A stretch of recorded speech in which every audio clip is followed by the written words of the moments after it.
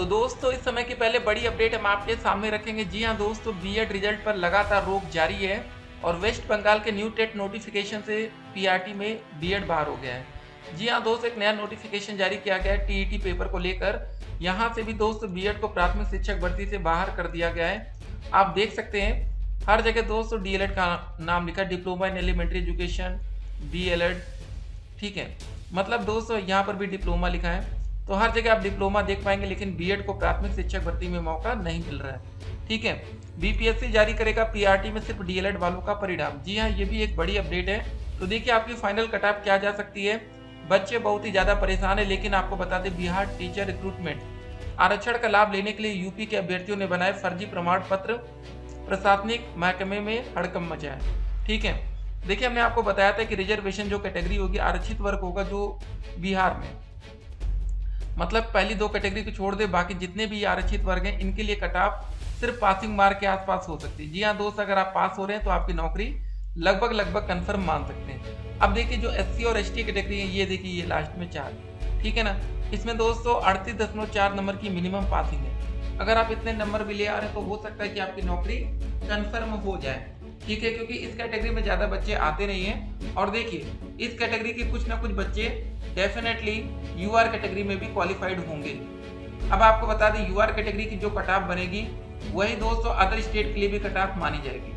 अब देखिए आप लोग का जो फाइनल रिजल्ट आता है वो किस हिसाब से जारी किया जाता है। यूपी का दोस्तों जो उत्तर प्रदेश में रिजल्ट जारी हुआ था 69,000 शिक्षक भर्ती का, इस वैकेंसी में दोस्तों जिन बच्चों को बीएड के हों चाहे डीएलएड के हों, ठीक है, इनको जब नौकरी दी गई थी तो कैसे मिली थी, देखिए कैसे रिजल्ट आया था।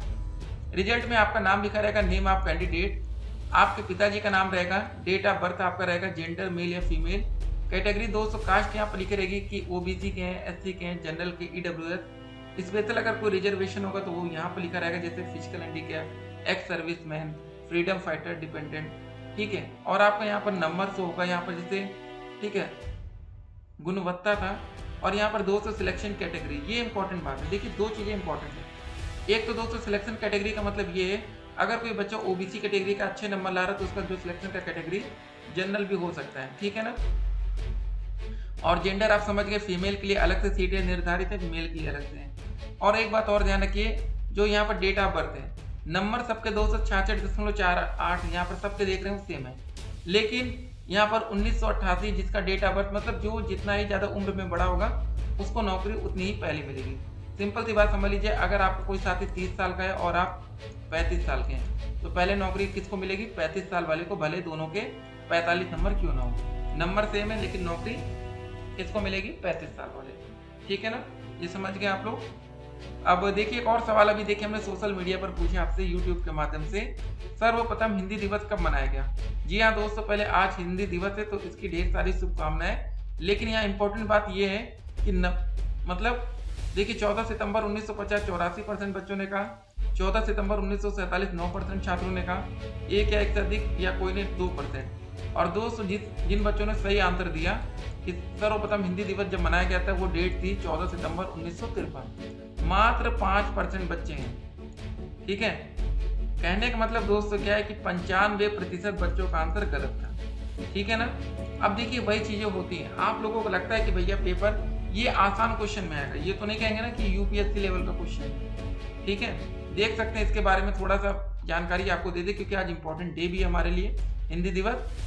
हिंदी दिवस प्रत्येक वर्ष 14 सितंबर को मनाया जाता है। 14 सितंबर 1949 को संविधान सभा ने यह निर्णय लिया कि हिंदी केंद्र सरकार की आधिकारिक भाषा होगी, क्योंकि भारत में अधिकतर क्षेत्रों में ज्यादातर हिंदी भाषा बोली जाती थी, इसलिए हिंदी को दोस्त राजभाषा बनाने का निर्णय लिया गया। और इसी निर्णय के महत्व को प्रतिपादित करने तथा हिंदी को प्रत्येक क्षेत्र में प्रसारित करने के लिए वर्ष 1953 से पूरे भारत में 14 सितंबर को प्रति वर्ष हिंदी दिवस के रूप में मनाया जाता है। तो दोस्तों आप देख सकते हैं, बस इतनी बात याद रखिएगा, 14 सितंबर 1953। जी हाँ, मतलब देख सकते हैं कि कितने बच्चों ने गलत आंसर दिया, 95% बच्चों का आंसर गलत था।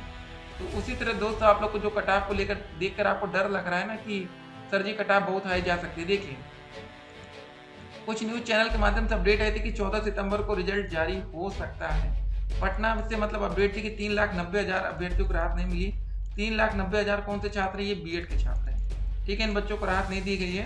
फिलहाल डीएलएड के बच्चों का रिजल्ट घोषित होगा और देख सकते हैं कि जिन बच्चों को लग रहा है कि कट ऑफ बहुत ज़्यादा हाई जा सकती है, ठीक है, जा सकती है, कौन सी कैटेगरी में, अनरिजर्व कैटेगरी मेल कैटेगरी हो सकती है और ये फीमेल कैटेगरी। इन दो कैटेगरी के हम कट ऑफ को मान सकते हैं कि हाई जा सकती है, क्योंकि दोस्त यहाँ 15,947 में इसमें उर्दू और बांग्ला की भी सीटें हैं, ठीक है। सिर्फ ऐसा नहीं कि सिर्फ इसमें हिंदी की सीटें 16,000 में तकरीबन, ठीक है। तो 13,000 समथिंग सीटें दोस्त हिंदी की आती है। तो देखिए उसी हिसाब से आपकी तैयारी, अगर आपका रिजल्ट आएगा तो डेफिनेटली आपका सिलेक्शन होगा।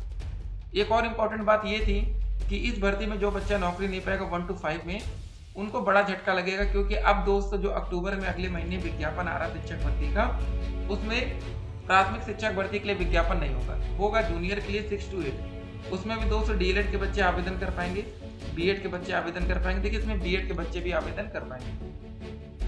महत्वपूर्ण बात यह कि बहुत से बच्चे ऐसे जिनका टेट ही नहीं क्लियर है। अब देखिए जो बच्चे अदर स्टेट के, उनके लिए सीटेट पेपर 2 क्लियर होना जरूरी है। पेपर 1 से काम नहीं चलेगा, पेपर 2। अब जो बच्चे बिहार से, तो उनका बिहार टेट पेपर 2 क्लियर होना जरूरी है, ठीक है ना। अगर आपका पेपर 2 क्लियर है तब जाकर आपको इस वैकेंसी में मौका मिलेगा। कितने पदों पर वैकेंसी आ रही है? 52,000 पद है, ठीक है। इसी के आसपास पद हो सकते हैं, कुछ कम कुछ ज्यादा। तो सिंपल सी बात, इतनी बड़ी वैकेंसी आ रही है, अगर आपको मौका नहीं मिलेगा तो आपके साथ धोखा होगा। और देखिए दोस्त, मेरिट लिस्ट को हाई करने का एक नया तरीका, कि सभी बीएड वाले अपने फॉर्म करेक्शन करके डीएलएड कर दीजिए। जी हाँ, अब देखिए जिन बच्चों का बीएड है उनको तो पहले से पता हो गया कि भैया पीआरटी से हमें बाहर किया जा रहा है। ये केवीएस से अपडेट थी, केवीएस शिक्षक भर्ती, ठीक है ना, केंद्रीय विद्यालय संगठन। तो वहां पर बच्चों ने क्या सोचा कि चलो भैया बीएड को डीएलएड कर दो, कट ऑफ हाई जाएगा, ठीक है। होना तो हम लोग का वैसे भी नहीं है, और ये जो 120 नंबर लाकर बहुत खुश हो रहे हैं, मजे ले रहे हैं, इनको सबक जरूर मिलेगा। अब देखिए सिंपल सी बात है, बीएड कैंडिडेट्स के भी भैया नंबर बहुत ही अच्छे हैं। इसमें कोई दो राय नहीं कि बीएड कैंडिडेट पढ़ने में कमजोर है, नंबर उनके भी बेहतर है। लेकिन जो एनसीटी की गाइडलाइन थी, ठीक है, सुप्रीम कोर्ट में जब मामला गया, सुप्रीम कोर्ट का जो फैसला आता है वो बीएड में प्राथमिक से बाहर किया जाता है बीएड को। तो अब जो भी है, अब आपके सामने 6 महीने के ब्रिज कोर्स की बात थी, लेकिन कुछ भी बातें बनी नहीं, ठीक है। तो यूपी के अभ्यर्थियों का फर्जी प्रमाण पत्र देख सकते हैं दोस्तों। बहुत से बच्चों ने सोचा चलो भैया बिहार में आरक्षण लेना है, तो एक काम करते हैं, बिहार का पहले निवास प्रमाण पत्र बनवाते हैं। पहला स्टेप आपका ये होगा। दूसरा दोस्तों, आरक्षण जैसे आप यूपी में ओबीसी में आते हैं, वहां पर भी सोचो ओबीसी में आ जाए, एससी में आ जाए, एसटी में आ जाए, तो आराम से नौकरी मिल जाएगी। देखिए डॉक्यूमेंट वेरिफिकेशन होता है, बहुत से बच्चे बाहर होते हैं, ठीक है ना। इन कुछ बच्चों के चक्कर में दोस्तों बहुत से बच्चों को नुकसान होता है। देखिए अब मान लेते हैं कि इसमें 1000 बच्चे ऐसे नौकरी पा जाते हैं जो फर्जी डॉक्यूमेंट के जरिए नौकरी पाते हैं। हम मानते हैं कि उनको 1 साल के बाद आगे चलकर नौकरी से निकाल भी दिया जाता है। अब बताइए 1 साल तक उन बच्चों को नौकरी नहीं मिल पाती जो उसके असली हकदार होते। ये इंपॉर्टेंट बात थी ना, ठीक है ना। तो क्या दोस्तों रिजल्ट आ पाएगा बीपीएससी का? तो हो सकता है दोस्तों, देखिए पीआरटी का प्राथमिक शिक्षक भर्ती वाला रिजल्ट हो सकता है आज ना है, लेकिन कोई ना कोई रिजल्ट आज से आना शुरू हो सकता है, ठीक है। तो बहुत ही महत्वपूर्ण दिन है हमारे लिए आज का। और जो बच्चे कम नंबर भी ला रहे हैं उनकी भी नौकरी लग सकती है, लेकिन कट ऑफ को कैसे हाई किया जाता है वो आप समझ गए। ग्रुप के माध्यम से लोग कोशिश कर रहे हैं कि कट ऑफ ज्यादा जाए, ठीक है। उनका सिलेक्शन तो होना नहीं है। अब देखिए अगर सिर्फ डीएलएड के बच्चों की मेरिट आएगी तो सिंपल सी बात है, कट ऑफ क्या रहेगी? कम रहने वाली है। अगर कट ऑफ में डीएलएड और बीएड दोनों बच्चों को जोड़ दिया जाएगा तो कट ऑफ हाई चली जाएगी, क्योंकि बीएड के बच्चों ने भी अच्छी तैयारी की थी। ऐसा नहीं कि बीएड के उम्मीदवार कमजोर थे, तैयारी उनकी भी बेहतरीन है, नंबर उनके भी बेहतर आ रहे। लेकिन अब दोस्तों सिर्फ डीएलएड का रिजल्ट आएगा तो कट ऑफ कम जाएगी। बीएड के बच्चे मतलब जो बच्चे बीएड के अगर उन्होंने भी, ठीक है, अपना डीएलएड चेंज कर लिया और उनका डीएलएड है भी नहीं, तो फिर कट ऑफ ज्यादा जा सकती है, ठीक है ना। तो दोस्तों चलिए ट्विटर के माध्यम से देख लिया जाए, कुछ और अपडेट्स तो हमें देखने को नहीं मिल रही है। चलिए आते हैं सीधे।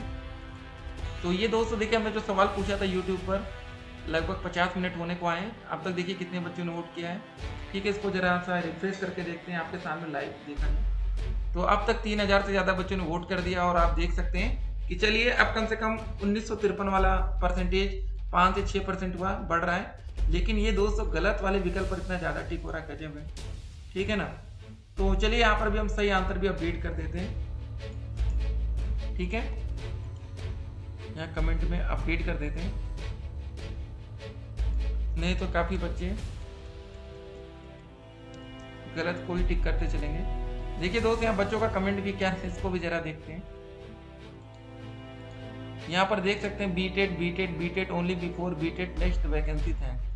तो अब देखिए बच्चों का कहना यही है, सही बात है कि बिहार का टेट एग्जाम होना जरूरी है, लेकिन बिहार टेट सबसे फायदा सिर्फ बिहार के ही बच्चों को होगा। सीटेट का एग्जाम हो जाए दोबारा से तो सभी को फायदा होगा, या पेयरिंग कैंडिडेट्स को भी मौका मिलना चाहिए। देख सकते हैं दोस्त अतुल जी का जो लेटेस्ट ट्वीट है अभी कल आया था 15 घंटे पहले, उसके बाद अभी इन्होंने कोई अपडेट नहीं दिया है। चलिए देखते हैं क्या अपडेट आती है।